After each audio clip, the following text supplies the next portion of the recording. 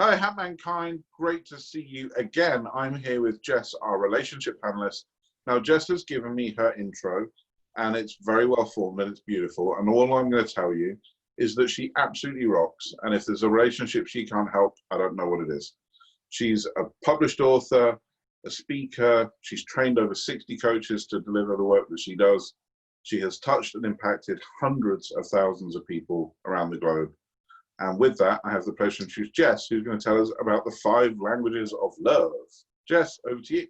Oh my goodness, Peter, thank you so much. Oh, that was a beautiful intro. Yes, the 5 love languages. So I find myself like a curator of content. So for many years, as Peter mentioned, I've been on world stages, I've done a lot. And a few years ago, I realized that what matters most was my relationship and that area of life. And so I started studying and focusing on all the experts. And there was one thing that I learned that was so powerful. And it was the 5 love language by this gentleman called Gary Chapman. And he talks about this 5 love languages because we all are about receiving and giving love. Well, if I may say, it's actually, life is all about love, but that's a topic for a different day. So the 5 love language given to us by Gary Chapman show us that there are exactly 5 elements that unite all communication of love. So, who said that it actually needs to be complicated? It doesn't. So all you need to do is remember 5 things. Pretty practical, right? So, what makes it a little harder is that we're not aware of these 5 love languages. And we all love these 5 love languages, but naturally we're more inclined and attached to 2 of those elements, right? 2 of those language. So without being aware of the other 3, it can kind of ruin a communication and bring many worries or stresses into a relationship. So whether it be in a romantic relationship or a friendship relationship, but here we're more talking about a romantic mindset setting. And I've had stories of people who've actually had real suffering in their relationship because of this, because they did not understand the 5 different love languages. So let me tell you a quick story to illustrate this point. So one of my colleagues, she is a master trainer, incredible soul. She travels the world teaching like I do. And at one point, she told me the story about her husband. They're now back together, very in love, many years together. There was a point they separated and they have children. And she said, every time I would come home from a trip, it was so weird. I just didn't feel loved. He would tell me that I looked great and he was happy to see me, but I didn't feel that. I didn't feel loved. I didn't feel he was happy. He was never there for me. He was not present. How often have we actually heard that, right? I don't feel like he's there for me. I don't think like she listens, right? We hear all this like complaining, but really it goes deeper. So she's telling me this story, and she said, I was on a holiday, I think around Christmas time. She had gone to spend Christmas at the home, at the main home that he was living. She had actually moved out, but because of the kids, and they still maintained a healthy relationship and friendship, right? So one morning she goes downstairs and she sees he did it again. He did it again. And in her head, she's like, oh my goodness, he did it again. He left the stovetop on the gas, right? With the water going, and for her, automatically, she goes, how unconscious is he? How, does he not understand he could burn down the whole house? How could he leave the house with the burner on, right? And then she stopped because she learned about the love languages and she learned about some other work. And one of her new belief systems, she's like, no, men are good, men are kind. Where's the evidence, right? She's like, where's the evidence? And she said, Jessica, I started bawling, crying in my kitchen, in the kitchen, not her kitchen at the time, she had moved out, but in the kitchen, looking at the stovetop. And she realized that right next to the water that was boiling was a little selection of coffees, because she's a very big coffee connoisseur and she likes different coffees. And right next to there was a cup and a spoon. And she had never realized that actually what he did is he realized that she had taken a shower and she always comes down, and therefore he had prepared the hot water so that she could have her coffee.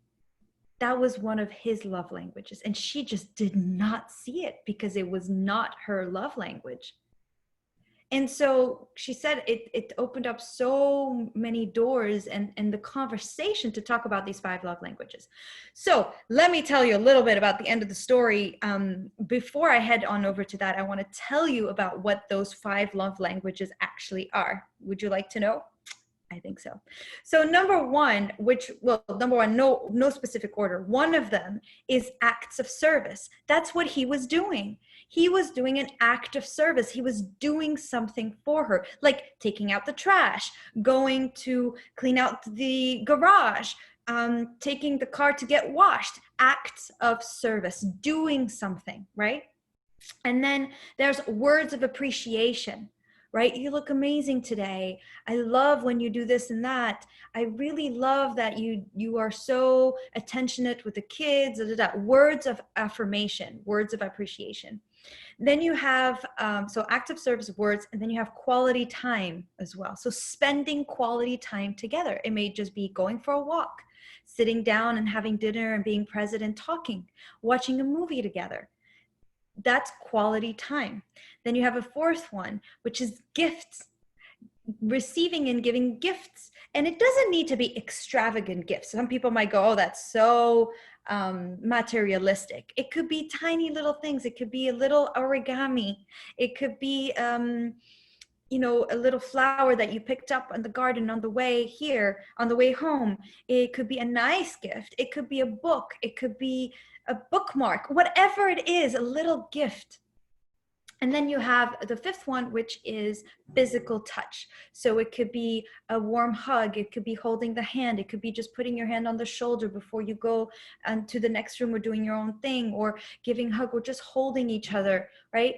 Physical touch. So those are the 5. So now let me go back to my friend and colleague who was in that situation, and she had that conversation. Remember, I told you she would come home and say, I don't feel loved. And she had this conversation with her husband, and she said, every time she would travel, and I've been on seminars with her and we've taught together, and after our successful seminars, we go shopping. We like going shopping to get some new clothes. So that was one of the things she taught me. She goes, that's the way I celebrate that I've done well. I go and get some nice clothes. And even sometimes she doesn't need to buy them, but she goes out. So she most often buys new outfits, and she comes home in those new outfits, and her husband noticed and said, honey, you look beautiful in that new outfit. What was he using? Words of appreciation, words of affirmation. You look beautiful. I love the outfit you picked. Then he would run off to run errands. What is that? That is acts of service, like he would do with the kettle. But remember, she did not see it because those were not her primary love languages. We see what we feel fills us up, right? We have like our love tank, our little love money jar, like our love jar. And then every act of service, every gift, every word of affirmation fills us up. But there's some that has more value than others, depending on who you are. So she did not see that. Of course, at the beginning of a relationship, we love all of them, right? And we do all of them, right? We do everything. I'll take out the trash. Okay, I'll take out the trash. I'll do this for you. But if naturally that is not your love language, you'll start doing less of that, and you'll start doing more of what you love. So his love language was clearly words of affirmation and doing acts of service. Hers, on the other hand, were different. So she explained, she said, honey, when I come home, what I'd really love is that we just sit on the couch, snuggle, and spend some time together. Hers, you guessed it, physical touch and quality time. It's pretty easy and pretty simple. But if we don't know about it, it's so hard. And we can be mismatching because we can be giving love and they don't perceive it.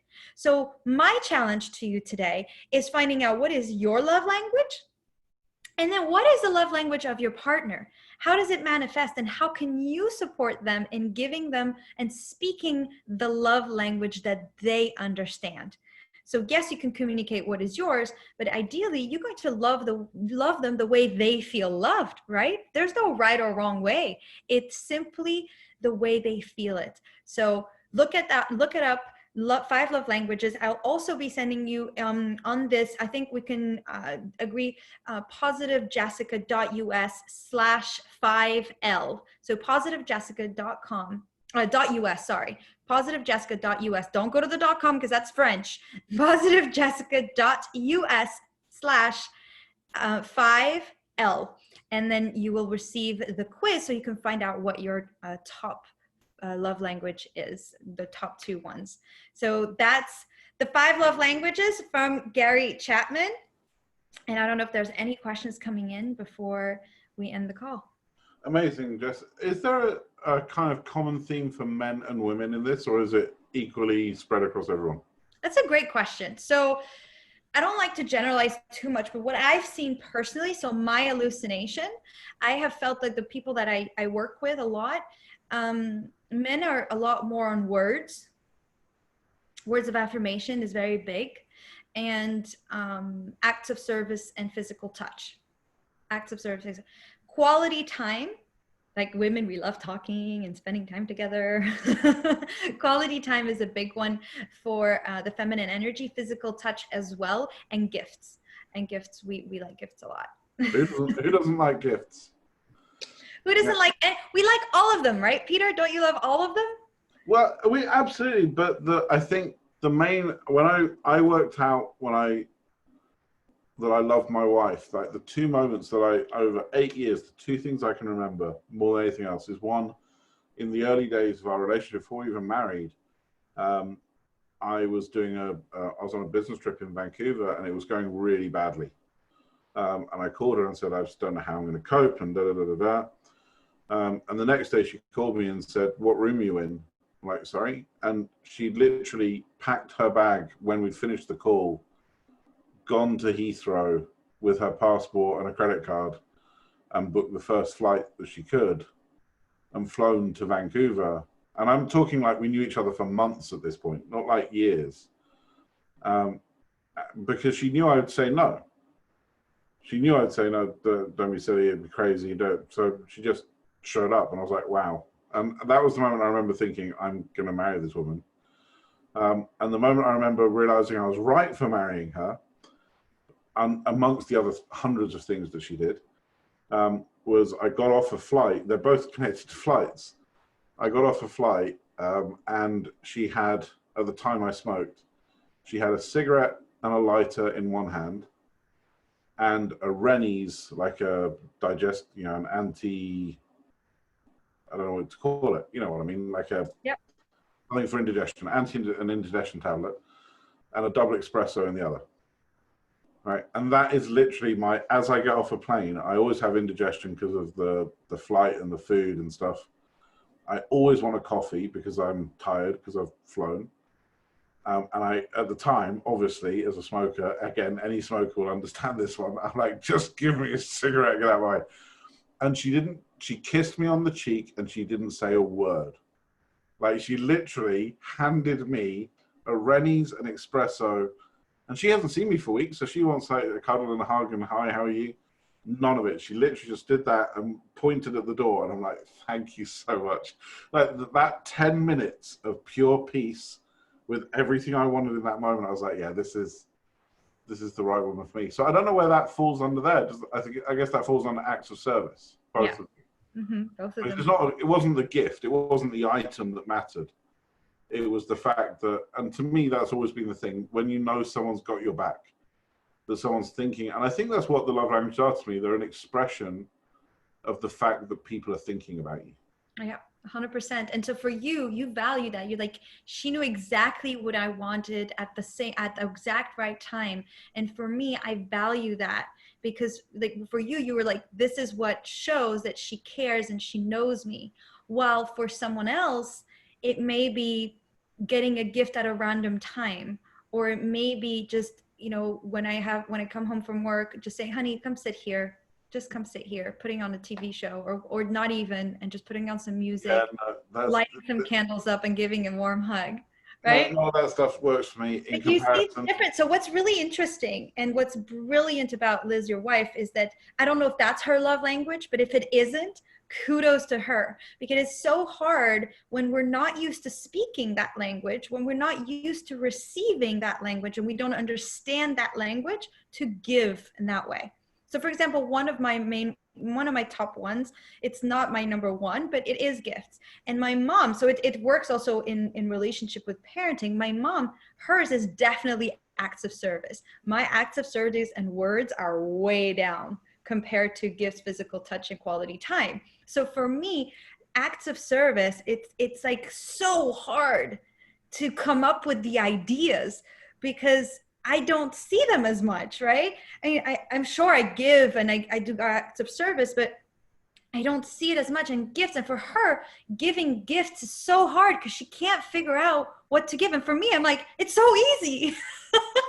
It's so easy to find gifts for people, right? So, and it's like, if you really knew me, where I can go down that path, if you really knew me and if you really cared, you would know what would make me happy to buy. Right? You can get me anything, right? You hear people saying that, get me anything, just get me something, right? And so for some, it may be really hard. So having compassion for your partner too, to understand that they may not be speaking this love language, and recognizing they're speaking their own, and see that that's also a love language.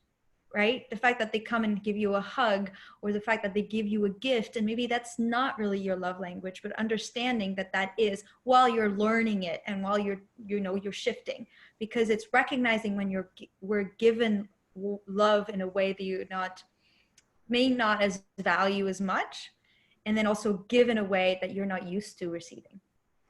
I think this is such a great subject. You just remind me of so many conversations that are so funny. So I'll tell you a funny story and then we'll wrap this up if that works for you. So recently, Liz turned around and said to me, so I'm looking to redecorate the lounge. I'm assuming you want absolutely no input and you just want it to happen. I'm like, yes. She's like, fantastic. We had a huge row a couple of years ago, relatively speaking for us, a huge row. I'm blessed that we don't really go there very often. And it was when she realized that she felt that she was being kind, loving, generous by asking me for my opinion on wallpaper, carpets, da da da da da. I thought she was being a pain in the ass because I didn't care. Like, she's got good taste. It's going to look good. And the problem I have, it was me, and this is my thing, is if somebody asks me a question, I want to give it enough credence if I answer it.